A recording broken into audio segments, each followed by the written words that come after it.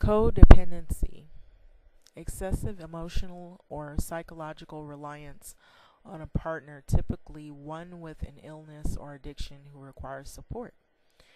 The tie that binds most of us together in this trap called codependency. And I'm going to bring up an experience where people will use like Facebook, and Facebook has these features where you can talk about your personal accomplishments, and one of them is getting into a new relationship or getting married or finding a partner, spouse, or whatever. And everybody will give you a high five, thumbs up, or a like, or click like, or whatever emojis, and they'll give you like a lot of praise on who you meet if you finally met someone. And a lot of times people are in relationships just because they're together. It doesn't mean it's perfect. No one's perfect, of course, but a lot of times people will pretend like they're in the perfect relationship. There are some people that do that, and the relationship may not be healthy. It may not be a good relationship. It may be a really bad relationship, and it may be an unhealthy relationship, one of codependency. And so I knew someone, or I'm going to bring up a few people, or a couple. And this woman, she would post on a regular basis photos of her husband, of their wedding pictures, and in the beginning it seemed like it was a good thing and that it was genuine and that she was really genuinely happy about her relationship, that it was solid and it was secure, but it was the contrary of what was going on. And so the posting of pictures of her and the husband began to get really excessive, almost strangely obsessive, to the extent to where even people who I knew that were really decent couples, that at least that I knew of, I didn't see them post as many pictures of each other together as this one individual did. So I said, well, maybe she's just really happy about being with this person. But later down the road, she broke down, started to cry and talk about how he was abusive, he was cheating on the regular, and that he was seeing other women, and that the relationship was going downhill when they started.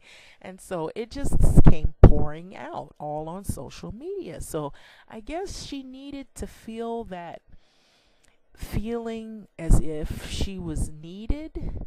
And then when things began to get worse during the course of the relationship and the posting, she finally just gave up on making up the story that the relationship was perfect when it wasn't, when there was a lot of tragedy and a lot of chaos going on in that relationship. And then I knew another individual who for years was in a relationship of 9 to 10 years with a man whom she didn't even know that he had a child, and he was married to someone across town. And she didn't find out until she received court documents summoning him to court that he had owed child support. And was not married to him, but they were a common law husband and wife and had been together for years. And then she received these documents, and it was for a child that wasn't of her own. So she said, who is this kid? This is not my kid, not the kid we have together. So he eventually had to admit who he was married to, and that he had a previous relationship, and he had a daughter, and that he had married this wife across town. And that was a whole, mess of worms in and of itself. So there are relationships that maybe on one side, when you see it, you see them in public, they look happy, but you don't know what those relationships are like behind closed doors.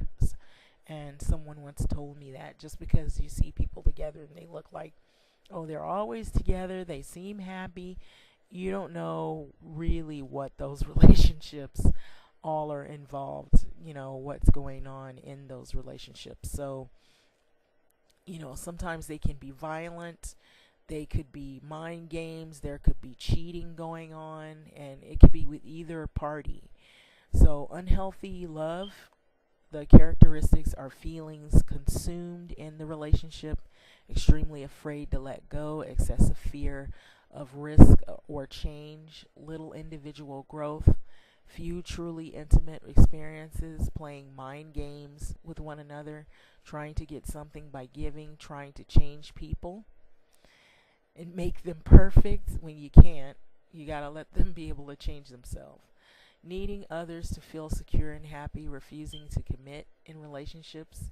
I've seen people who have been together for years, and the person, they want to be married and they won't marry. They won't marry them. I don't know why that is, and there's deeper concerns for those type of relationships as well. Um, Repeatedly experience of negative feelings, being afraid of affection and closeness, cares with excessive detachment, frequent playing of power games, looking to others for self-worth. And on the other hand, um, there are healthy relationships. So before I get into the healthy relationships, codependents have the longing to feel loved, need to be needed, seeking constant approval of others. And so I believe that's why the one young lady I told you, she would post on Facebook. She'd want to see those likes. She'd want to see people comment and say, oh, you guys look like a nice couple. And then that feeling, it was like a fantasy. She was using Facebook to fantasize what their relationship would have been like had it had been perfect. But it wasn't. It was the opposite of perfect. Everything but perfect. Desperately wanting to have a sense of worth, the want to control and rescue people by fixing their problems, feeling guilty for pursuing their own identity, expecting others to make them happy.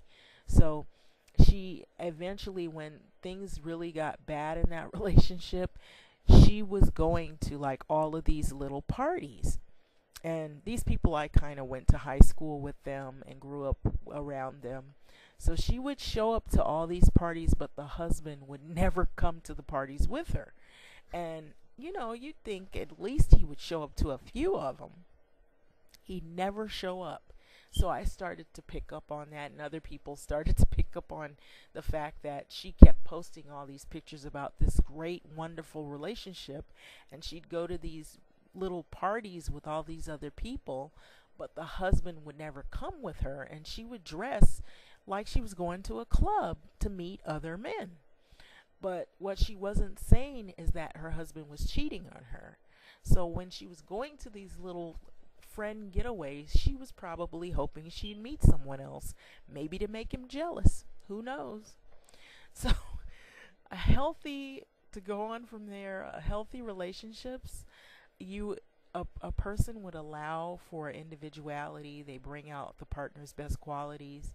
They accept endings, experience openness to change, invites growth in the partner, experiences true intimacy, finds pleasure in giving and receiving, does not try to change a partner, does not try to control you, accepts limitations of self and the partner, does not seek unconditional love, has individual high self-esteem, trusts the memory of the partner, expresses feelings of spontaneously, welcomes affection and closeness, and believes in equality.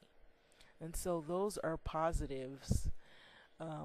And here it says, why can't you raise your self-esteem so then you can raise mine? So, like I was using that as a scenario. There was also a person I knew who was with someone who had a drug problem and a gambling problem and a cheating problem. So he had multiple addictions, and she'd always hide her money under her mattress.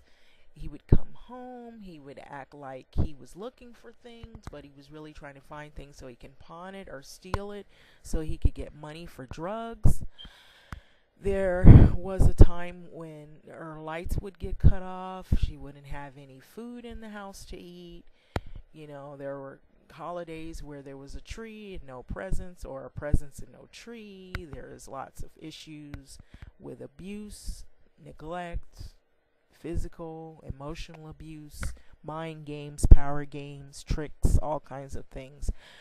Had a job, lost a job, had several chances to go to rehab, relapsed several times. He went back into rehab, relapsed again, wound up on the street. In the end, he ended up catching, I believe, hepatitis or something like that, and he wound up like the people that you would see probably in a downtown homeless shelter, until finally he died of some fatal disease because he just hit rock bottom, and eventually she wound up being single by herself because she didn't want to be in that abusive